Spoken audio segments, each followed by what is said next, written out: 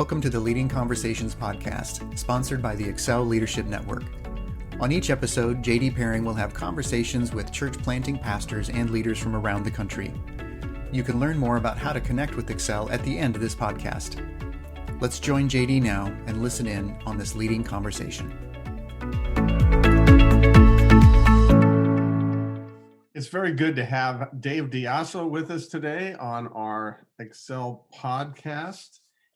Dave has an incredible story of ups and downs in ministry.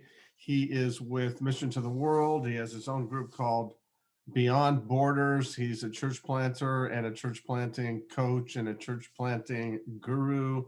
And I have some specific questions for Dave on his story, but welcome to our time together, Dave. Thank you. It's great to be here. I was encouraged to have Dave on because my son, Tim, said you've got to have him talk about his stories of what happened to him when he was a missionary in Mexico. Just a little bit of that. So Dave, tell us your story as you were serving in Mexico. What happened there? Yes, my wife and I felt called to missions over 30 years ago. And in the early 90s, we went to Mexico City, which at that time was the largest city in the world. It's still one of the largest. And we had two of our children born there. Our oldest was just 6 months old when we moved there.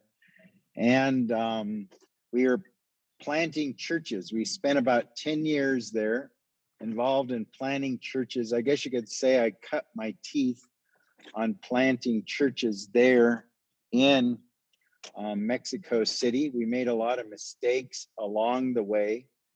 And in our second term, which was towards the late 90s, I ended up being kidnapped. It was called an express kidnapping, which means that I wasn't held for ransom for a number of days. It was just a few hours. So that was, I guess, if you want to look at the bright side, that was the bright side of that equation. And then about a year and a half after that, I was held up at gunpoint. They took me with them again. This time it wasn't quite as long, but they stole my car. And I remember when I came home from that particular experience, one of the first questions my wife asked me was whether I still felt called to Mexico. And so I told her that I did, but it ended up that it was about 6 months later that we ended up leaving Mexico. And we left our things in storage. We were thinking that we would return to Mexico. And we moved to Colorado Springs, which is where I am today. And the Lord knew that we needed some healing. We needed some counseling. I think we needed to work on our marriage and get healthier. So I couldn't see that then when we left. I was very disappointed. I felt like we left not in victory, but limping out of there. We didn't accomplish the things that we had hoped to accomplish. And, we gave 10 years of our life to Mexico. And I always like to kid that I love Mexico, but I'm not sure how much Mexico loves me. So, Dave, I think you might be the only person I know who was kidnapped. You are clearly the only person I know who was kidnapped twice. I don't know if you wear a shirt that says "Please take me" or what. Describe what was it like when you're in that situation and they've got a gun on you or they're holding you up. What was going on in your mind? Well, the first time it happened, it was in a taxi. I was getting a taxi late at night. Actually, my wife called me and said, it just so happened I didn't have my car available. And my computer wasn't working. So I was working late at our missions office and I had to get some reports done. And it was probably around 11 at night. And she called and said, "You need to get home. It's getting late." She wanted me to take a taxi from a taxi stand because those are safer. But being a good missionary and a cheap one, I didn't do that. I just took one off the street, and I got into the taxi, and we got to the first stop, and a couple guys walked up to the car. I thought they were doing that to see if the taxi was available or not, but they actually opened the door and jumped in, and the adventure began. And I screamed, and the guy said to me, I'll never forget this. What's wrong? You've never been robbed before? So anyway, and then they start frisking me, they're going through everything. This was at a time when a few officers, maybe it was Border Patrol people, had mistreated some Mexicans. So they brought that up to make me feel better.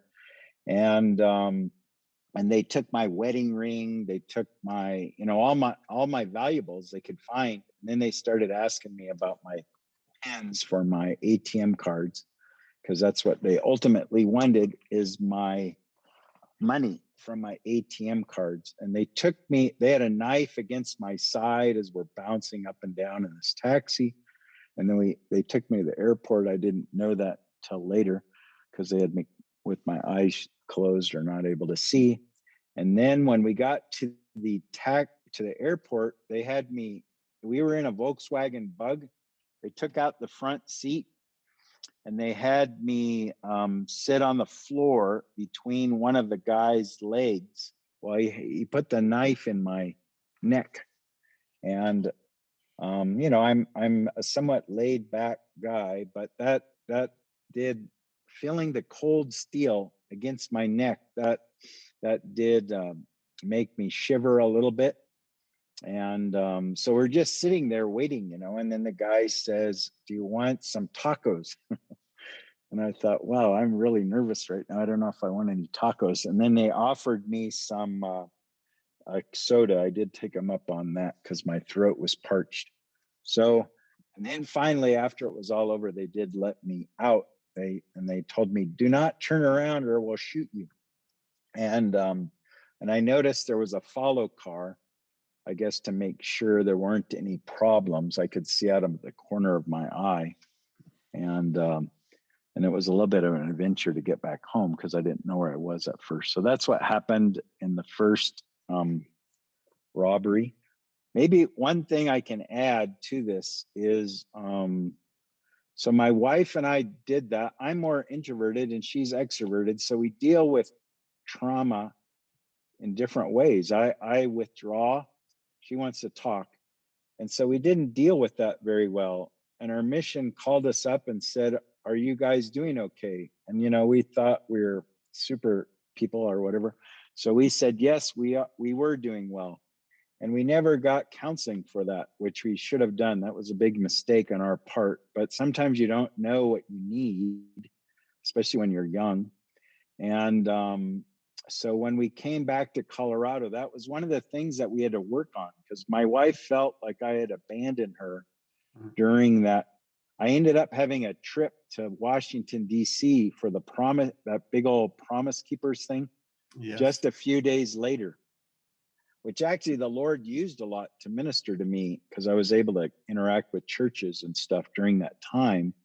And anyway, there's different stories out of that too. But so there was a lot of healing that needed to take place after that. So, it was traumatic, but it wasn't just that. It was the aftermath. And dealing with that was probably more difficult still. Wow. That's just an amazing story. If you get a chance to sit with Dave sometime, he doesn't like tacos, but you can buy him a meal and ask him. And also, have you been in a Volkswagen Bug since then, Dave? Yeah, I have been. Okay. Yeah, it's interesting. I remember when I met Daniel Nunez, who's on this call, and so I hadn't been to Mexico very often. I think I'd been there once, but I hadn't been to the border in a really long time, because I left Mexico in the end of 99, almost 2000. And Daniel, I think I met him in 2010, and he took me into Mexico. And at that time, they were saying that the border was the most dangerous place in the world, more assassinations, all this stuff. And people were telling me, Dave is either crazy or he really loves Jesus. So, I hoped it was more of the latter, but it might have been a little bit of the both. So when I went in with Danielle, I remember feeling a little apprehensive because I hadn't been there in a long time. I mean, now that I've lived on the border and go in frequently, I don't feel that way, but I did feel that way the very first time that I went back into Mexico.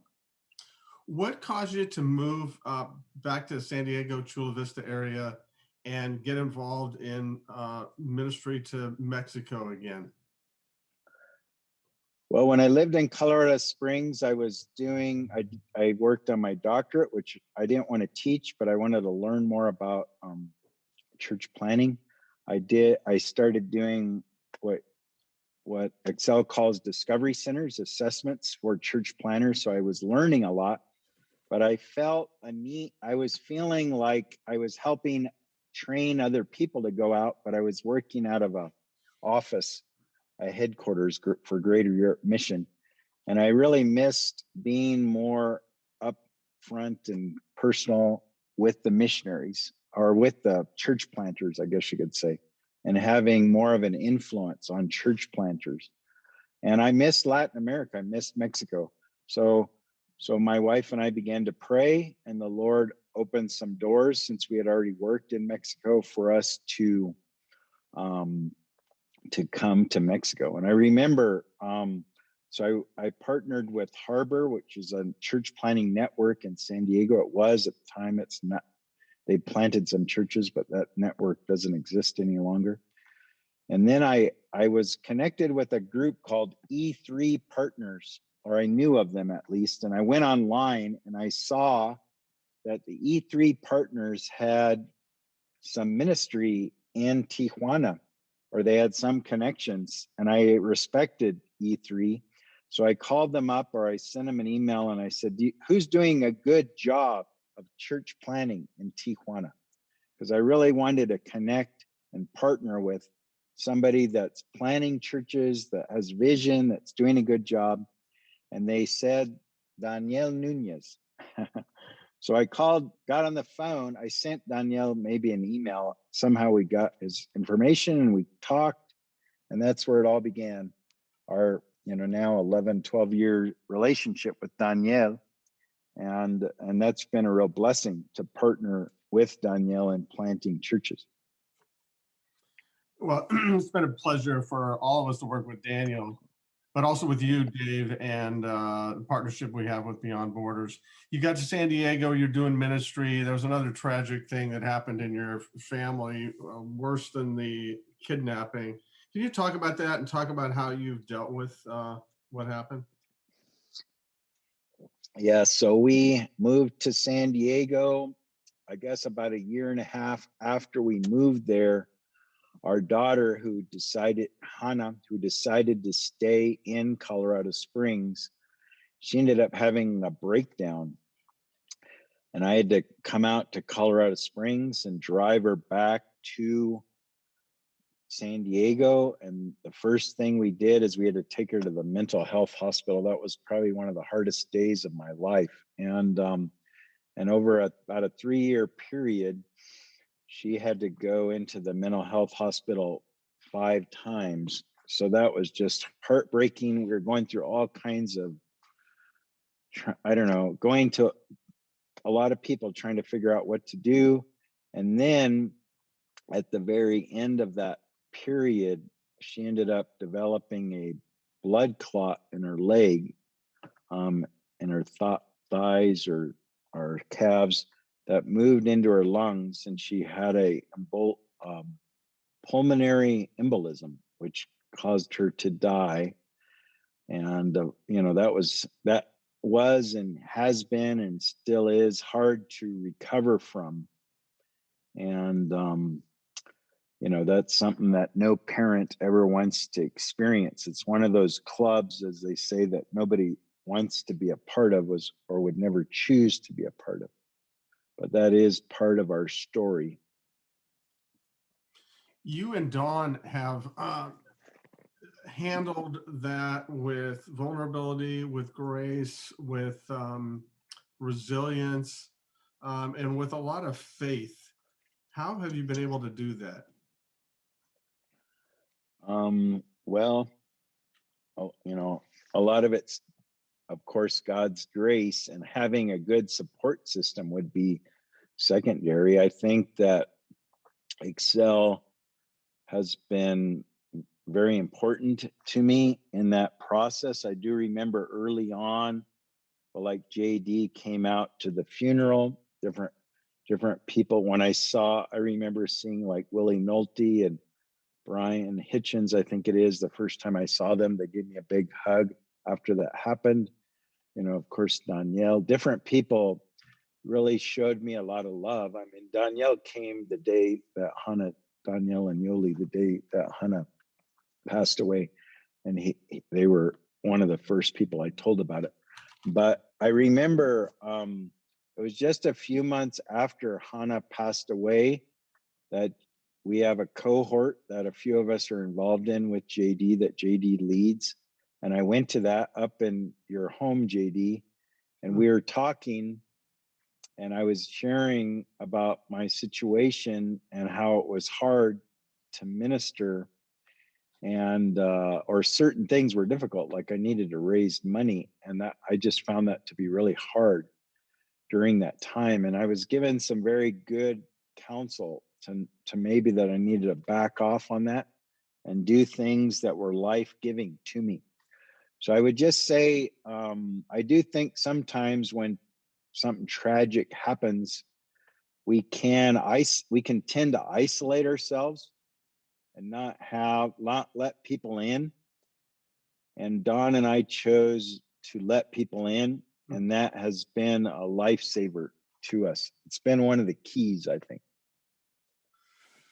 Well, you guys have been life-giving to so many of us. So thank you for your resilience and your faith. And, we've talked about Daniel and his vision for 50 churches that's beyond that. But you have maybe a bigger vision than just about anybody I know when it comes to church planting. Tell us about what you're doing next. What is your vision for the future?